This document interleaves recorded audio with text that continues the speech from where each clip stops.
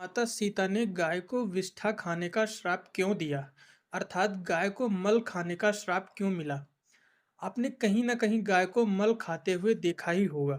दोस्तों, आज की वीडियो में हम आपके लिए लेकर आए हैं रामायण की बहुत ही गहरी और रहस्यमयी जानकारी, जिसमें आज हम चर्चा करेंगे और आपको बताएंगे कि माता सीता ने गाय को विष्ठा खाने का श्राप क्यों दिया था। दोस्तों, आपकी जानकारी के लिए बता दें, जिसे विष्ठा कहते हैं वह गंदगी होता है। दोस्तों, ऐसा श्राप गाय के लिए माता सीता ने क्यों दिया था और गाय को ही यह श्राप क्यों दिया गया था? गाय ने भी कोई भयानक गलती की थी या उसके पिछले जन्म के अपराध थे, या उसने माता सीता के साथ कुछ गलत किया था, या उसने प्रभु श्री राम के साथ कुछ किया था? मिलेंगे इन सभी सवालों के जवाब। बने रहिए वीडियो के लास्ट तक। आप देख रहे हैं हमारा गुप्त ज्ञान चैनल, जहां होती हैं ज्ञान की बातें। और अगर आपने अभी तक चैनल को सब्सक्राइब नहीं किया है, तो चैनल को सब्सक्राइब कर लें, क्योंकि सनातन धर्म की जानकारी को फैलाना ही हमारा उद्देश्य है। चलिए वीडियो को शुरू करते हैं। दोस्तों, हम आपको यही बताएंगे कि माता सीता ने अपने ससुर राजा दशरथ का पिंडदान क्यों किया। आखिर पिता का पिंड दान करने का अधिकार बड़े पुत्र के लिए होता है, और जब बड़ा पुत्र नहीं होता तो छोटा पुत्र कर सकता है।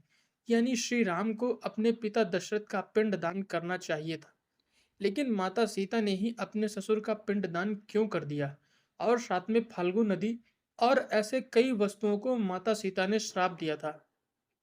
तो इस जानकारी के बारे में आज हम आपको एक संपूर्ण कहानी बताएंगे, जिसमें आपको पता चल जाएगा कि माता सीता ने ऐसा क्यों किया था, गाय सहित कई वस्तुओं को श्राप क्यों दिया था, और अपने ससुर का पिंडदान क्यों किया था।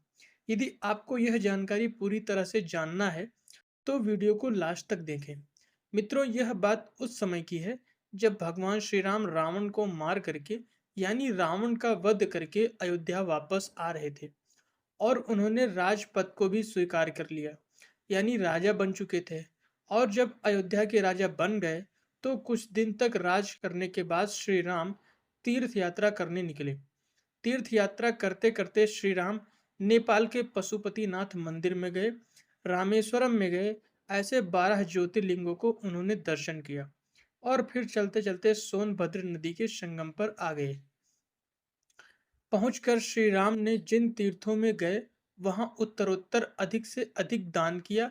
जहां राम सीता के साथ पधारे, वहां बड़े तीर्थ स्थापित किए, जैसे कि उनकी संख्या शेषनाग भी बता सकते हैं। शेषावतारी लक्ष्मण थे, तो वो भी बता सकते हैं, परंतु विचारक उनमें से कुछ तीर्थ को मुख्य मानते हैं। चार भाइयों को पांचवा सीता का और छठा हनुमान जी का, जिनमें कोई भेद नहीं है। सोनभद्र तथा गंगा के उस संगम में स्नान करने के बाद वहां 3 रात व्यतीत किए। फिर प्रसन्न होकर के गंगा की नदी के संगम पर आ गए। फिर श्री राम ने किसी स्थान पर 3 रात, कहीं 5 रात, कहीं 7 रात, कहीं एक पक्खा, कहीं 18 दिन, कहीं 1 महीने, कहीं 3 महीने, उन्होंने कई दिनों तक समय व्यतीत किया, और गंडकी में संगम में स्नान करके श्री हर नेपाल में पशुपतिनाथ के दर्शन करने के लिए पधारे। रघुकुल नंदन राम हरिहर के क्षेत्र में गए। इस प्रकार राम सब तीर्थ को घूमते हुए ये बीच में गंगा के दक्षिण संगम पर आ पहुंचे। फिर बैकुंठ नगर होते हुए जरासंध के नगर, जिसको आज के समय में बिहार कहते हैं, उस समय जरासंध के नगर में जब पहुंचे, तो फिर आगे चलकर फल्गु नदी पड़ती है। फल्गु नदी में जाकर एक किनारे बैठे, और पूर्व तट पर विमान को छोड़कर दिव्य विष्णु पद के दर्शन के लिए गए। वहां से दर्शन करने के बाद पूजनीय माता सीता जी फल्गु नदी में स्नान करने के लिए चली, और स्नान करके सुहागन स्त्रियों की पूजा की। और उसके बाद माहेश्वरी की पूजा के लिए साकेत प्रदेश में बालू के 5 पिंड से दुर्गा की पूजा करने के लिए उठी थी, और वहां बाएं हाथ से नीली बाल, उसके दाहिने हाथ से पिंड बना करके पृथ्वी पर रखी, और पृथ्वी तल से निकलता हुआ अपने ससुर दशरथ जी का सुंदर हाथ उन्हें दिखाई दिया। उनका दाहिना हाथ सीता के हाथ से उस उत्तम पिंड को लेकर पृथ्वी में प्रवेश कर गया। यह सब देखकर सीता के मन में बहुत कौतुक हुआ। इस प्रकार सीता ने 108 पिंड दुर्गा की पूजा के लिए रखे, और वो सब ससुर जी दशरथ अपने हाथ से उठा ले गए। तो मित्रों, ये देखकर माता सीता आश्चर्यचकित हो गई। तब मन से उन्होंने दुर्गा जी की पूजा की, और फिर पूजा करके विमान के पास लौट आई। इस बात को कोई जान नहीं सकता था। सीता जी ने भी राम को यह कथा यानी कुछ भी नहीं बताया और मन में सोचने लगी कि भगवान श्री राम मुझे क्या कहेंगे अगर मैं यह कहानी उन्हें बता दूंगी। यह घटना यदि मैं उन्हें बताती हूँ तो राम मेरे बारे में क्या सोचेंगे। इस भय के मारे उस वृतांत को सीता जी ने छुपा लिया। तो फिर राम ने जब पंच तीर्थ करने के बाद अर्थात उस नाम के तीर्थ में स्नान करने के पश्चात प्रेतशिला जो आज बिहार में है, जहाँ पर हम पिंड दान करने के लिए जाते हैं, उस स्थान पर जिसको आज के समय पर गया बोलते हैं, उस गया में अधिमंत्रित धरती पर 3 रेखाएं खींची और वह अभी भी स्पष्ट दिखाई देती हैं। जब आप कभी गया में जाएंगे तो वहां पर 3 रेखाएं जो भगवान श्री राम ने अपने हाथों द्वारा खींची थी, दोस्तों आज भी वो 3 रेखाएं बनी हैं। श्री राम ने दाहिने हाथ से पिंड लेकर पृथ्वी की ओर देखा। उन्होंने उन्हें अपने पिता का हाथ दृष्टि में नहीं आया। तब उनके साथ आश्चर्यचकित हो गए जो साथ में लोग गए हुए थे। महर्षि मुनि राम से बोले, यहाँ सब पितरों को दाहिने हाथ से पिंडदान करना चाहिए। लक्ष्मण जी ने कहा, हाँ भाई, जब हम लोगों ने गोदावरी की यात्रा की थी तब तो इन बुद्धि फलों के आटे से पिंडदान देते समय अपने अपने पिता का हाथ दृष्टि में आया था, परंतु वहां यह नहीं आया। हमें तो इस बात का आश्चर्य है कि आप इसका कारण जानकी जी से पूछें तो बहुत ही अच्छा होगा। यह सुनकर के जानकी व्याकुल हो गई और बोली कि हे रघुनंदन, क्षमा कीजिएगा, मुझसे कुछ अपराध हुआ है। यह सुनकर के राम ने सीता से पूछा, व्याकुलता की कोई बात नहीं है, जो बात है मुझसे स्पष्ट कहो। दोस्तों तब माता सीता ने सारी बात स्पष्ट जो थी वह सुनाई। यह सुन के राम ने पूछा, इस बात का साक्षी कौन है कि आपने मेरे पिता का पिंडदान किया है। हमारे पिता ने तुम्हारे हाथ से पिंडदान कैसे ग्रहण किया, इसके बारे में कोई बता सकता है। तब सीता जी ने कहा, हाँ, आम का बीज यानी जो आम का पेड़ है वह बता सकता है। माता सीता राम को लेकर के आम के वृक्ष के पास गए और जब उससे पूछा गया, परंतु वह भी अस्वीकार कर गया। उसने कहा कि मैंने माता सीता को आपके पिताजी का पिंडदान देते हुए नहीं देखा। उसने जब अस्वीकार कर दिया, इस पर सीता जी क्रोधित हुई और उन्होंने उसे श्राप दे दिया और कहा कि हे दुष्ट, तूने असत्य कहा है, इस कारण तू मगध देश में उत्पन्न हो फल शून्य होकर के रहेगा। उसके बाद में जब माता सीता ने कहा, हे प्रभु, हमको पिंडदान देते हुए फल्गु नदी ने देखा है, वो साक्षी है, तो भगवान श्री राम फल्गु नदी के पास में गए और उससे पूछा कि क्या आप सीता का पिंडदान देते हुए देखा है। दोस्तों राम के पूछने पर उसने भय के कारण अस्वीकार कर दिया। उसको भगवान श्री राम का भय लगा और उसने भी कहा कि मैंने नहीं देखा। सीता ने फल्गु नदी को भी क्रोधित होकर श्राप दे दिया कि तूने सत्य बात को असत्य कहा है, इस कारण तू अधोमुखी होकर के अंतर्मुखी होकर के प्रभावित होगी। तब से आज भी वो नदी जमीन के अंदर ही अंदर बहती है। अगर आप उस नदी में जाएंगे तो वहां आपको नहाने के लिए पानी नहीं मिलेगा, बल्कि बालू की रेत मिलेगी। अगर आप थोड़ा एक बीता उसे खोदेंगे नाप करके तो वहां पानी निकल आता है। दोस्तों और जमीन के अंदर आज भी फाल्गु नदी बह रही है, जो बिहार में है, गया में पड़ती है, गया के पास में ही है। उसके बाद में माता सीता से फिर भगवान श्री राम ने पूछा, और कोई साक्षी है? तो माता सीता कहती हैं, हाँ, मेरे साथ यहाँ के निवासी यह सब ब्राह्मण हैं जो उस समय मेरे समीप खड़े हुए थे। परंतु जब राम ने उन ब्राह्मणों से पूछा तब उन्होंने व्यग्रता से अस्वीकार कर दिया। उसके बाद में भगवान राम ने पूछा कि आपने सीता को पिंडदान देते हुए देखा है, मना क्यों किया? तो वे ब्राह्मण लोग इस भय से डर गए, कुछ नहीं बोले और उन्होंने झूठ बोल दिया। उन्हें डर था कि कहीं सत्य कहने पर श्री राम हमको श्राप न दे दें।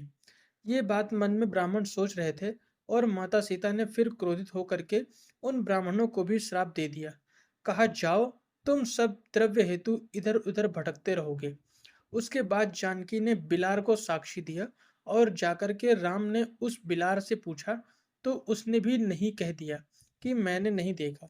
सीता ने उसे भी श्राप दिया और कहा, उस समय मेरे सामने तू पूछ करके खड़ी रही और इस समय तूने अस्वीकार कर दिया।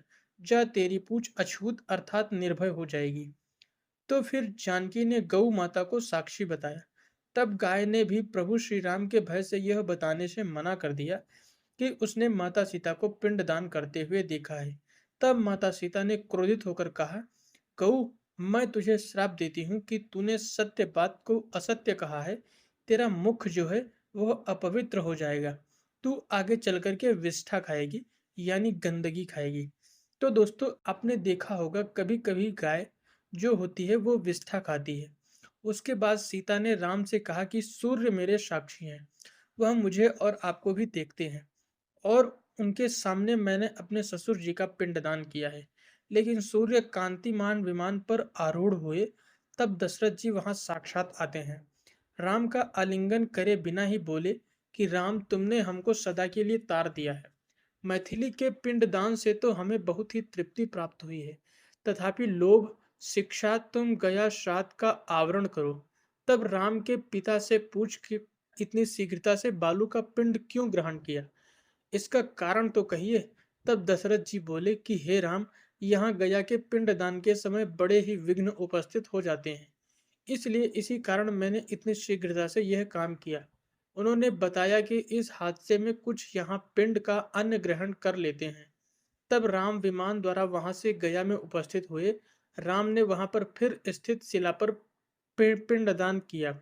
फिर प्रेत शिला पर जाकर उन्होंने वहां काक बलि दी और आम के वन में आ गए। वहां एक उपवन में 2 तिल, पाश खीर तथा शक्कर से युक्त सत्तू के अनेक पिंडदान दिए और वट श्राद्ध भी किया। आज तीर्थ के 3 नियत स्थान में संध्या वंदन करके सभी अंगों को अनेक दान किए और अनेक वैभव से गदगद होकर पूजा किया और मगध देश से स्थल आम वृक्ष कंचल से सिंचित किया। कहते हैं कि किसी एक मुनि ने कुशायुक्त हाथ में जल का घड़ा लिए आम की जड़ में जल दिया था। इससे आम भी सींचा गया और पितृ भी तृप्त हो गए।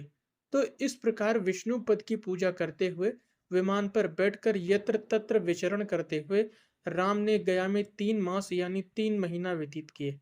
सबको संतोष व सुखी देखकर विमान में आरूढ़ होकर के और रघुनंदन पूर्व की ओर चले गए। तब से फल्गु नदी के तट पर जहां राम का विमान खड़ा था, उस स्थान को ब्राह्मणों ने राम ने गया नाम से घोषित कर दिया और इस तरह से उन्होंने कई वस्तुओं को श्राप भी दिया। और जैसा कि मैंने शीर्षक में कहा था कि माता सीता ने गाय को विष्ठा खाने का श्राप क्यों दिया था, तो वो इसी कारण दिया था क्योंकि जब माता सीता ने अपने ससुर का पिंडदान किया था और जब राम ने पूछा कि कोई साक्षी है, तब गाय के पास माता सीता राम को लेकर के गई और कहा कि ये गाय साक्षी है, इसने देखा है। जब गाय से पूछा गया, उसने झूठ बोल दिया। तब क्रोधित होकर के सीता ने गाय को विष्ठा खाने का श्राप दे दिया था, जिसे हम गंदगी भी कहते हैं।